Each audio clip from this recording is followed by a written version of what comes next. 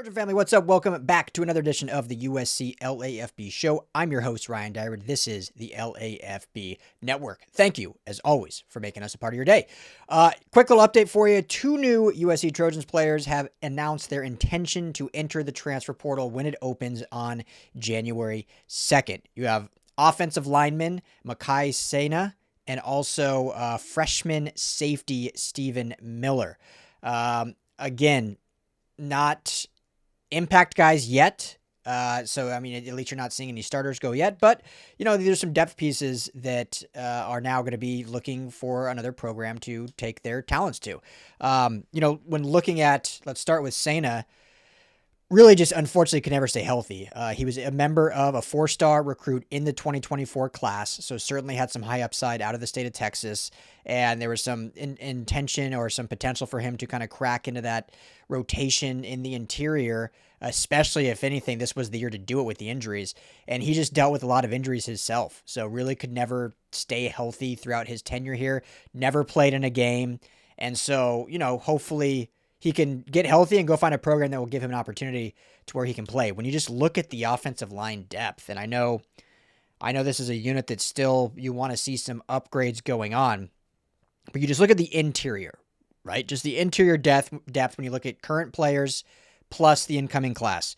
Willie Washer, true freshman in last year's class, in the 25 class. A lot of excitement about him. We didn't hear about him at all this year, you know, true freshman working, but when we talked to Coach Hansen, like he brought his name up as a player to look out for that could potentially get playing time very soon.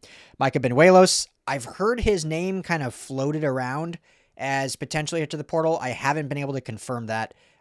So if that happens, you know, we'll tell you, but I'm not going to entertain just kind of Twitter fodder. Nothing official has happened. So as of now, you know, we look at him as a good depth piece.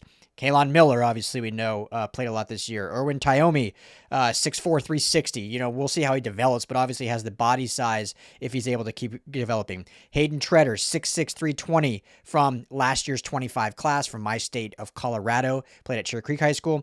He's a guy that got a couple reps here and there on some jumbo packages for the Trojans on the offense this year. So he's one that I fully expect to be in the mix to win a starting job next year, or at least be a very high impact depth piece. Killian O'Connor, we assume he'll be back. He's a redshirt junior, has another year of eligibility. You would assume he'll be back and likely be your starting center. Alani Noah, obviously, unless something changes, he's probably going to be your starting right guard. And then just look at the incoming class. Eason Taffa, elite interior out of Utah. Brett Kolage, we talked about him as a true freshman, having a true potential to win a starting job, whether it's at left guard or at center. Cannon Smith coming in. John Fafita, just a monster, huge body from Northern California. So, I mean, you've got 1, 2, 3, 4, 5, 6, 7, 8, 9, 10, 11, 12 interior guys that I just named. Plus, they might add some people from the transfer portal. So, nothing against Makai Saina.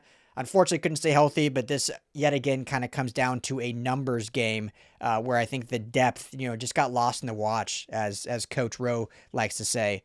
And so, you know, he'll look for another opportunity elsewhere. In that 24 class, just curious what any of you guys would think of that. So there are now 14 as of today. We'll see if any others enter, but as of today, there were 23 total commits in that class. It was this 18th ranked class.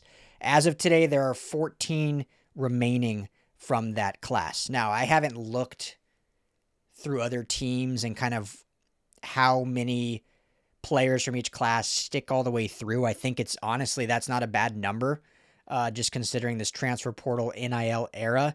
And when you look at how many actually in this class are having high impacts already, I mean, Cam Crawford, Marcellus Williams, Carlin Jones, Jade Abasiri, Desmond Stevens, keep going down the list here. Justin Tawanu'u started at right tackle this year. Braylon Conley, I know he hit the portal, but he had impact this year.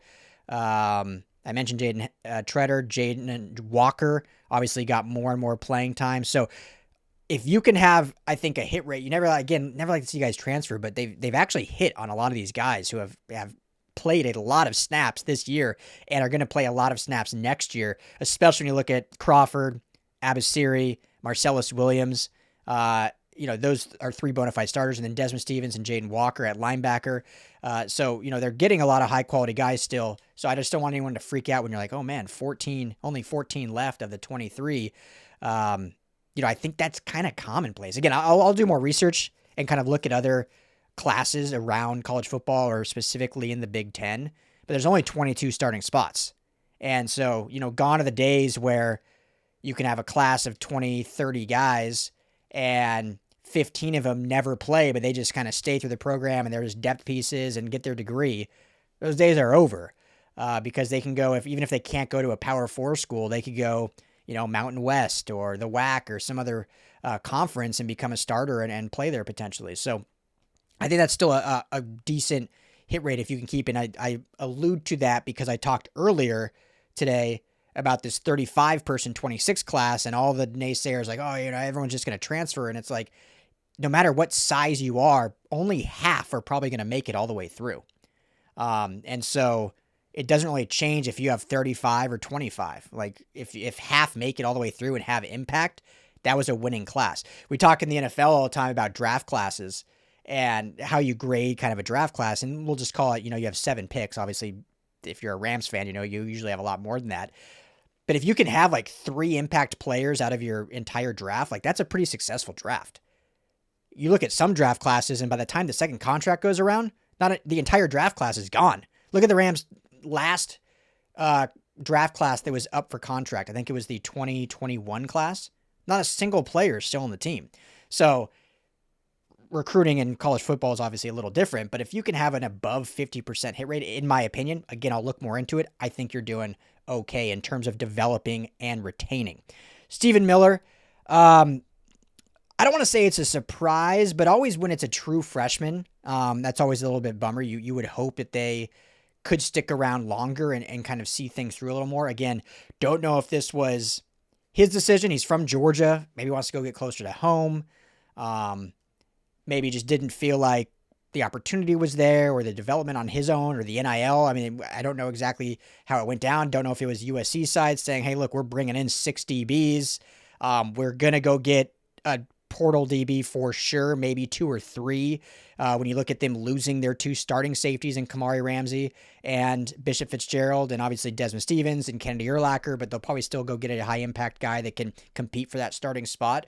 So maybe they just said, hey, we're going to actually be adding more numbers than we can really take with you.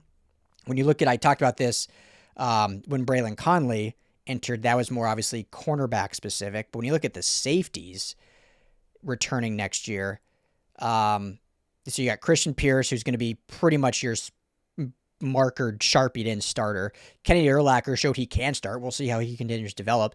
Still love me some Marquise Gallegos. I think if he can continue developing, I mean, the way he plays, the limited amount of reps we saw, he plays like Talanoa Hufanga back when he was here at USC. Now he's with the Broncos. Just the way he kind of fires through, and Christian Pierce plays very similar. And Kenny Urlacher. When you look at those 3 guys, those are hard hitting nose to the football safeties. So he's developing. Isaiah Rubin got a lot of praise last year from Doug Belk about his development. We didn't see him at all this year, but a guy that could continue to develop out of Los Alamitos.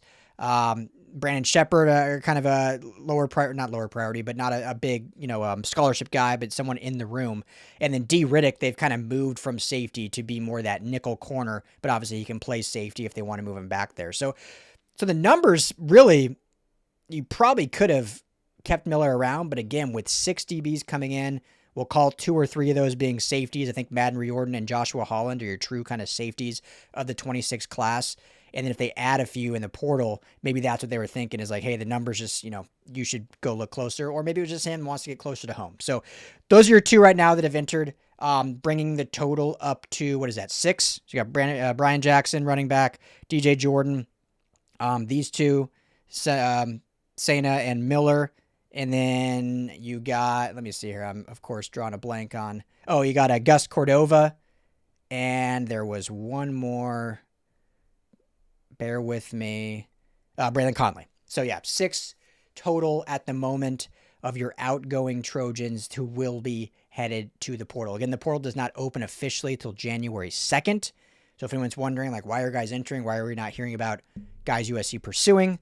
That will not happen until that wild time from January 2nd till, I believe, the 16th. So that kind of 2-week period of mayhem is when then we'll start seeing them bringing guys in. So again, it won't be a massive portal class, but I expect, 12 to 15 guys to enter and be high impact potential day one starters. So those are 2 right now. Just wanted to give you a quick update on that. Let me know your thoughts. Any concern of these? Or is this more just par for the course, a numbers game in your eyes, kind of how I laid it down? So make sure to comment below. We always appreciate your comments. I'm trying to do better on replying to all of you guys. I want to reply to every comment in there. I do better some days than others, better some videos than others, but I'm going to keep working on that because I do truly appreciate it. I see all of them. I read all of them. So when you guys comment, it honestly means the world because that's, I'm talking to a camera. I'm talking to a computer screen. So it's a way for us to actually communicate a little bit. And so I do appreciate it. So hit that like and subscribe button. Become a member if you want to get discounts on merch like this or my Ava Lemon 2025 shirt. My guy Lemon got absolutely hosed today on the Big Ten award for the best receiver. I might do a video on that, breaking it down because I'm getting, Ohio State fans coming after me for me saying that Lemon absolutely should have won that award over Jeremiah Smith. So I might do a video on that and see how that goes. And then, recruiting wise, I'm not going to go down this road really bit, but I was going to do a video on kind of maybe some targets. I know there was some rumors out there, or not even rumors. Steve Wolfong said that, Jalen Lott, if Chris Henry Jr. signed with Oregon, Jalen Lott may look elsewhere instead of joining him in that class at Oregon. And he brought up USC just because USC was pursuing Jalen Lott back in the spring. It was Jalen Lott and Booby Feaster were kind of the 2. Well, since then, Lott has signed with Oregon, so that's done. He's officially in Oregon's class. And based on who I've talked to, I actually talked to someone last night, but USC is, I think, done with this 25 class as of now, or 26 class, as of now. So we could see them add someone late at that late signing period in February, just like last year. Remember they added AJ Tuitele and Jaden Ramos, the 2 signees in the February portion of signing day. So we could see that, but likely that would be like a under the radar, highly productive guy that was under recruited, not some splash 5-star name that they're going to have to shell out $1.5 million for. So I think the big splashy signings are done. I think they're extremely content with this class. Not just content, extremely excited and ecstatic for this class. And then if they add anyone else, it'll be more of that intermediate kind of, high end, low ceiling kind of guy like a Ramos or Tuitele who they could develop and go from there. So that's just that latest update on that. I was going to do a video on it, but I can get that done in a minute and let you guys know. So appreciate you as always. Everyone enjoy your evening. Be back all day tomorrow. You know how it goes. Appreciate you. Fight on. Hey, Trojan family, thank you so much for hanging out and watching the USC LAFB show. Before you go, let me tell you quickly about our friends over at Sleeper. Go right now, download the Sleeper app. It's the #1 sports app, not just for season-long fantasy, but they've got live pickers, they've got live stat updates, they've got a chat that you can chat with other users, plus the daily pick'em, which is a blast, or daily fantasy, whatever you want to call it. You go and pick 2 to 8 players across any sports. If you're talking USC, go choose Jaden Maiyava in his next matchup. Pick more or less passing yards, more or less touchdowns. You stack those, and you can win real money. When you go to make your first deposit, make sure you use our promo code USCLAFB. You're going to get a match deposit up to $100. Put in $100, you get $100 free to play with from Sleeper. Put in 10, they'll match you that $10. So now you're sitting at 20 to play with. But also right now, for any new users, no deposit required. You get $20 free entry. You can stack both. You can get the $20 for free. Go make a deposit. Use USC LAFB. And now you've got a bunch of free money to play with right there on the Sleeper app. Check it out, Trojan family. And when you do, tell them the guys at the USC LAFB sent you.